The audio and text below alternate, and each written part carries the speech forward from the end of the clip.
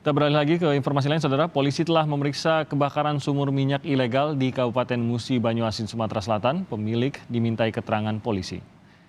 Polisi memeriksa pemilik lahan sumur ilegal sekaligus menyisir di sekitar desa Kaban 1. Dari hasil penyelidikan sementara ada indikasi kebakaran akibat upaya masyarakat yang secara swadaya menutup sumur tetapi tidak sesuai prosedur. Upaya mandiri warga ini mengikuti rangkaian penutupan 1.000 titik sumur ilegal yang dilakukan pihak kepolisian beberapa waktu yang lalu. Kebakaran sumur minyak ilegal bukan pertama kalinya terjadi. Dalam kasus sebelumnya, Polda Sumsel telah menangkap 4 orang tersangka. Ada indikasi bahwa dengan penegakan hukum yang kita lakukan, ribuan titik sumur yang sudah kita tutup, ini menyebabkan masyarakat juga akhirnya mensupport kegiatan kita dengan menutup sendiri.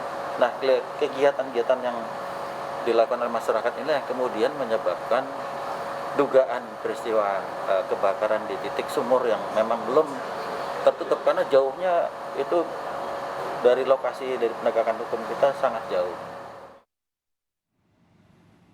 Sebelumnya sumur minyak ilegal di Desa Kaban 1 Kabupaten Musi Banyuasin, Sumatera Selatan terbakar pada Senin sore. Kebakaran diduga akibat upaya masyarakat yang secara swadaya melakukan penutupan sumur yang tidak sesuai dengan prosedur.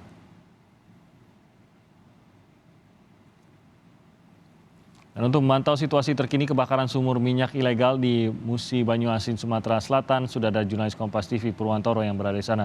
Selamat pagi Purwantoro, ada berapa sebenarnya total sumur minyak ilegal yang terbakar dan sampai saat ini kondisinya bagaimana? Selamat pagi Timothy. Saudara, jadi dapat diinformasikan jumlah sumur yang terbakar di Musi Desa Kaban 1, Kecamatan Sangga Desa, Kabupaten Musi Banyuasin itu yang terbakar ada 3 titik sumur yang saat ini masih terbakar dan masih dalam proses pemadaman karena ada beberapa titik api belum padam sepenuhnya. Namun dari rangkaian kejadian-kejadian serupa sejak Oktober hingga September ini sekitar ada 10 titik sumur-sumur ilegal minyak yang sebelumnya sempat terbakar dan pada Oktober lalu itu menimbulkan korban sekitar 3 orang penambang yang meninggal dunia. Dan saat ini proses pemadaman masih terus dilakukan dan memastikan agar api benar-benar padam karena proses pemadaman di sumur-sumur minyak ini tidak dapat dilakukan serta-merta atau menggunakan teknik-teknik tertentu dengan menggunakan zat-zat tertentu sehingga polisi dan lembaga-lembaga terkait saat ini sedang melokalisir api agar tidak meluas ke kebun-kebun warga karena posisi sumur yang terbakar saat ini berada tepat di tengah-tengah kebun warga yang terutama kebun karet dan kebun sawit. Timothy. Bagaimana dampak dari kebakaran yang saat ini masih berlangsung terhadap kehidupan dari warga di sana dan apa dampaknya juga terhadap mereka ke depannya kalau ini tidak segera dikendalikan? Kalau saat ini Timothy, karena ya ini jauh sekali dari kalau untuk pemukiman itu sangat jauh dari pemukiman warga. Ini adalah kebun-kebun warga dan di tengah-tengah. Biasanya ini yang lahan-lahan inilah yang disewakan kepada pemodal kemudian dilakukan penambangan sumur-sumur ilegal tersebut.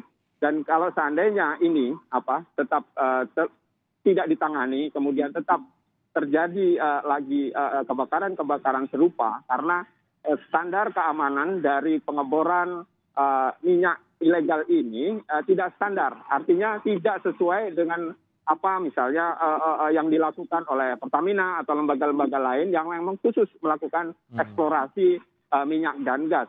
Sehingga memang diperlukan langkah-langkah untuk mengantisipasi agar tidak tertimbul korban atau berdampak lain. Artinya kebun-kebun warga yang ada di situ tetap bisa digunakan oleh warga untuk menghasilkan karet dan sawit. Timothy. Dari upaya kepolisian, kita tahu bahwa sudah ada juga sebelumnya yang sempat ditangkap oleh kepolisian. Ini apakah mereka yang membuat sumur minyak tersebut kah atau apa peran mereka di sini? Untuk kasus yang 4 tersangka yang ditetapkan polisi saat ini di kasus berbeda. Jadi Polda Sumatera Selatan dalam program ini sedang melakukan penggencaran untuk penutupan sumur-sumur minyak ilegal yang ada di Sumatera Selatan, khususnya di Musi Banyuasin.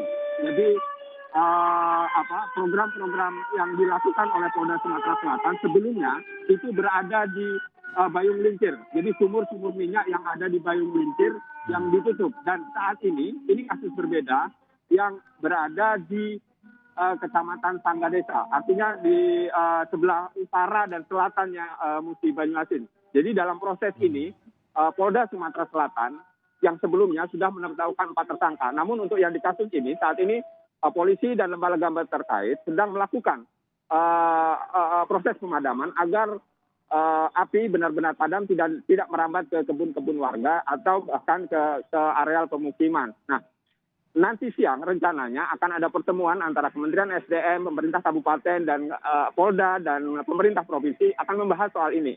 Ini seperti kasus terjadinya korban yang tertimbun di Muara Enim, tapi ini untuk penambangan rakyat batu bara. Nah, kasus-kasus seperti ini sering terjadi di tambang-tambang rakyat dan pemerintah Provinsi Sumatera Selatan ingin mengusulkan bahwasanya dilegalkan saja tambang-tambang rakyat ini agar keselamatan masyarakat yang ada di lokasi penambangan misalnya minyak atau batu bara itu bisa terjamin. Nah, ini yang regulasinya sedang dibahas oleh pemerintah provinsi dan pemerintah pusat.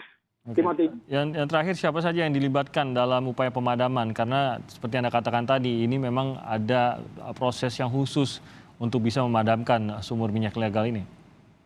Ya, yang jelas selain kepolisian, kemudian Kementerian SDM, kemudian ada Badan Penanggulangan Bencana Daerah yang sekarang ini melakukan proses pemadaman, termasuk dibantu warga sekitar. Ini warga sekitar membantu adalah untuk memetakan lokasi di mana sumur-sumur minyak itu terbakar. Timothy. Oke, baik. Terima kasih Purwantoro melaporkan dari Sumatera Selatan.